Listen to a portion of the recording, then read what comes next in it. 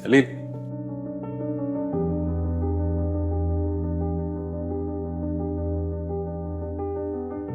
सलील,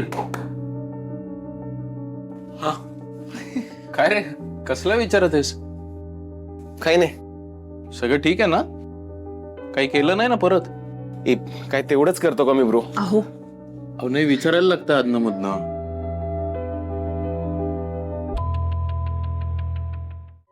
ते काय आहे? अच्छा, हे तेच महत्वाचं काम आहे का जे तुम्ही सलील भाऊजींना हा, सांगितलं तेच होतं? महत्वाचं काम आहे. तुम्ही एक काम करा आता, तुम्ही ते कापड काढा. तुम्ही इकडे या. हा, ये वहिनी. ते कापड काढा.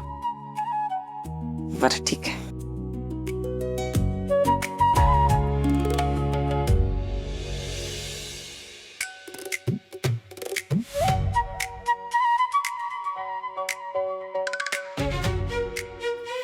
काय आहे? आता तुम्ही एक काम करा, त्या पिन्स आहेत ना खाली, त्या तुम्हाला हव्या असलेल्या कुठल्याही 5-6 शहरांवर पंच करा.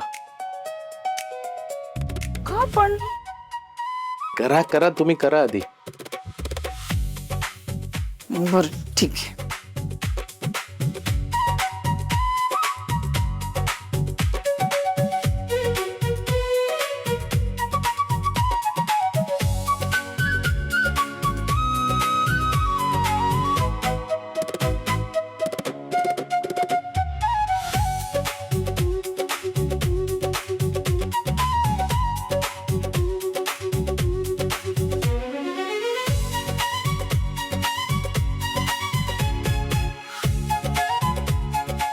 हा झाला. आता तरी सांगा काय हे?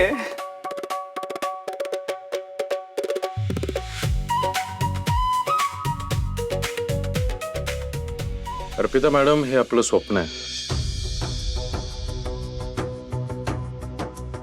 तुमचं आणि माझं. ते जे दिसतंय ना, मुंबई, तिथे आता आपलं समर्पिता किचन. आणि हळूहळू आपल्याला आपलं समर्पिता किचन या 5-6 ठिकाणी घेऊन जायचंय. आपल्या समर्पिता किचनचा प्रवास आणि विस्तार एवढा झाला पाहिजे. एक नवरा म्हणून आणि एक पार्टनर म्हणून मी तुम्हाला हे वचन देतो, एक दिवस अख्खा महाराष्ट्र आपल्या समर्पिता किचनला नावाने ओळखू लागेल.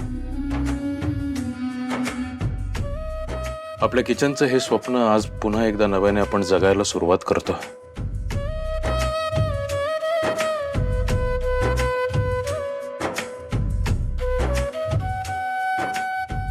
एक नवरा म्हणून मी तुम्हाला आज हे वचन देतो.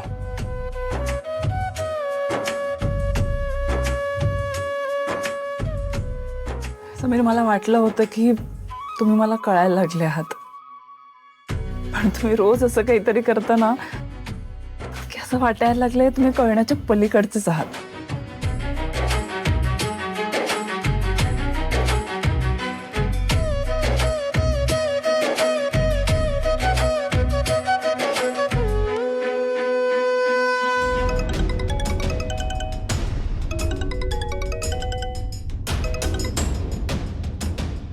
हॅलो.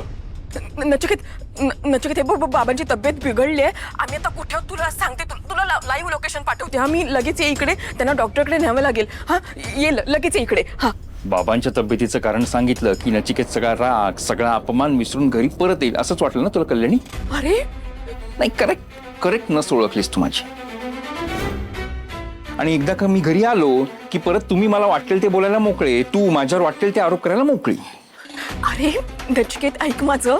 हे सगळं बोलायची ही वेळ नाहीये. हा नचिकेत, हे बघ, मी आता इथे एकटी आहे. तुझी गरज आहे आता. हा, करेक्ट. तुला आता माझी गरज आहे म्हणून तू मला फोन केलास. नाहीतर एरवी तुझ्यासाठी मी निरुपयोगीच होतो, नाही का?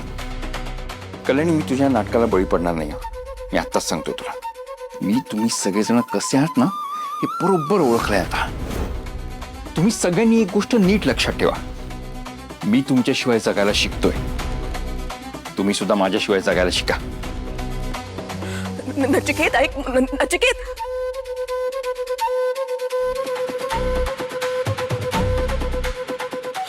बाबा बाबा तुम्ही शांत व्हा.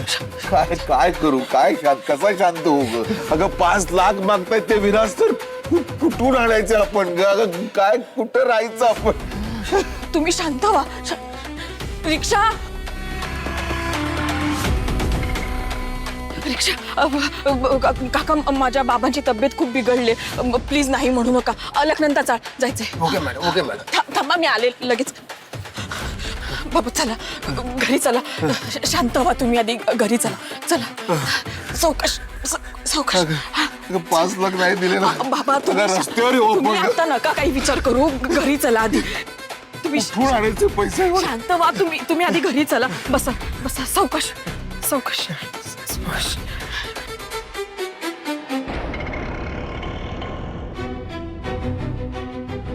लक्षी बरोबर बोललीस तू. माझी माफी मागू नाही शकत म्हणून या लेवलला गेलेत माझ्या घरचे. ते बाबांच्या तब्येतीचं कारण पुढे केलं. नचिकेत साधा आहे, जाऊन जाऊन जाणार कुठे. जरा त्याला इमोशनल केलं की येईल घरी परत असं वाटलं त्यांना. Thanks to you.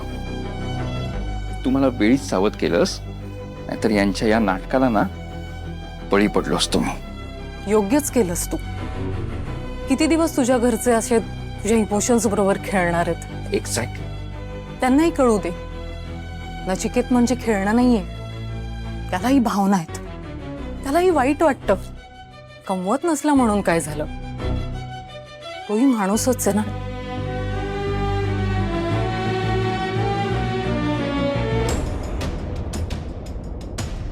विराज, तुझा अंदाज खरा होता. तुझ्या ऑफिसमधून निघाल्यावर त्या लोकांनी नचिकेतला फोन केला आणि तू सांगितल्याप्रमाणे मी माझं काम करेक्ट केलंय.